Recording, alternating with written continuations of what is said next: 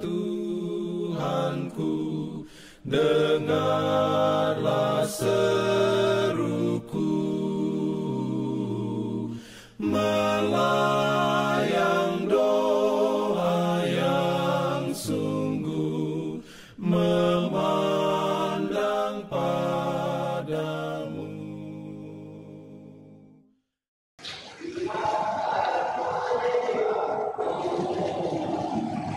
Salam sejahtera bagi kita semua.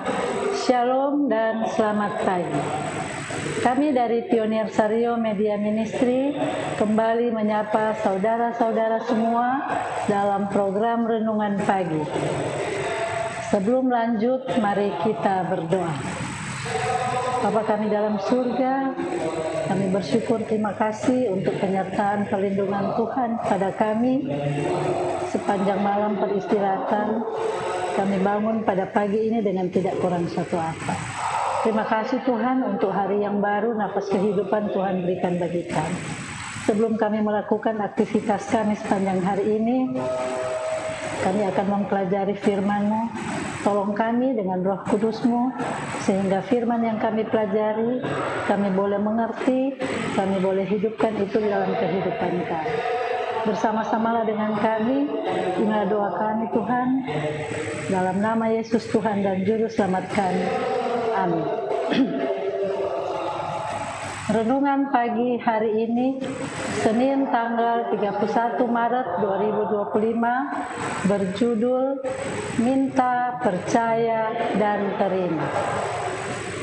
Ayat tema Matius 7 ayat 7. Mintalah, maka akan diberikan kepadamu. Carilah, maka kamu akan mendapat. Ketoklah, maka pintu akan dibukakan bagimu. Mari kita ikuti bacaan renungan pagi hari ini. Saya bertanggung jawab dalam pelayanan kesehatan masyarakat untuk gereja saya di Chino, California, dan untuk komunitas Portugis di sana. Kami memutuskan untuk membeli alat yang bisa mengukur kolesterol. Programnya sangat sukses. Semua orang sangat ingin untuk menerima hasil tes mereka. Suatu hari seorang wanita tua yang ketakutan mendatangi saya. "Dokter," katanya, "kolesterol saya terlalu tinggi. Saya tidak tahu harus berbuat apa. Ini lebih dari 260 mg garing desiliter dan saya berada dalam masalah besar." Saya mulai memberinya nasihat tentang pengaruh pola makan dan olahraga terhadap kolesterol. Dia menjelaskan bahwa dia tidak membutuhkan nasihat, hanya perlu tes lain untuk melihat apakah diet yang dia jalani berhasil. "Sudah berapa lama sejak Anda dites?" "2 minggu, jawabnya. Saya mengatakan kepadanya bahwa belum cukup waktu untuk kolesterolnya turun secara signifikan dan mencoba mempersiapkannya menghadapi kabar buruk. Dia sangat gugup dengan hasil tes yang mungkin ditunjukkan sehingga saya mencoba menenangkannya.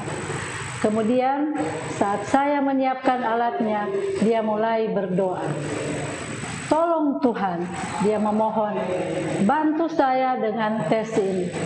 Tolong jadikan hasilnya normal." Saya melakukan tusukan jari, memasukkan tetesan darah ke dalam alat pengukur. Dan sementara saya menunggu hasilnya, saya mencoba memberinya dukungan. Saya berkata kepadanya bahwa dia harus mengubah pola hidupnya terlebih dahulu. Setelah beberapa waktu, dia akan melihat hasil pada saat tes darah. Lalu alat itu menampilkan hasilnya, 160 mg garing desiliter. Saya terkejut, tetapi dia tidak. Dia mengatakan kepada saya, Dokter, Anda tidak percaya Tuhan akan melakukan keajaiban kepada saya, bukan? Apakah Anda tidak mempercayainya? Saya terdiam. Saya memberinya ucapan selamat dan melanjutkan pekerjaan saya. Sejak saat itu saya banyak memikirkan apa yang terjadi hari itu. Mengapa seringkali kita gagal untuk menyinggung tentang doa ketika kita memberikan nasihat pola hidup kepada seseorang yang menderita penyakit yang sebenarnya bisa dicegah?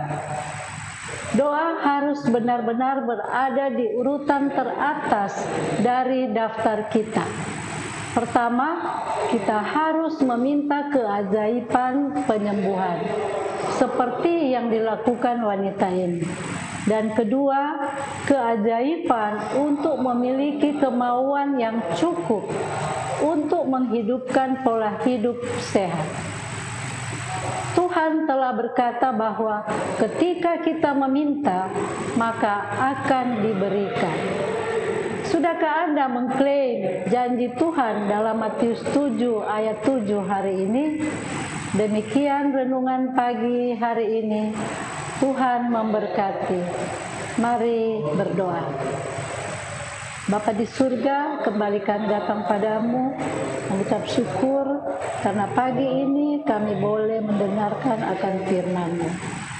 Sebelum kami melakukan aktivitas kami, biarlah firman ini dapat menolong kami, menguatkan kami untuk selalu hidup sesuai dengan Tuhan inginkan. Terima kasih Tuhan, bersama-samalah dengan kami sepanjang hari ini. Inilah doa kami, sempurnakan, karena kami bawa doa ini hanya di dalam nama Yesus Tuhan dan Juru Selamat kami.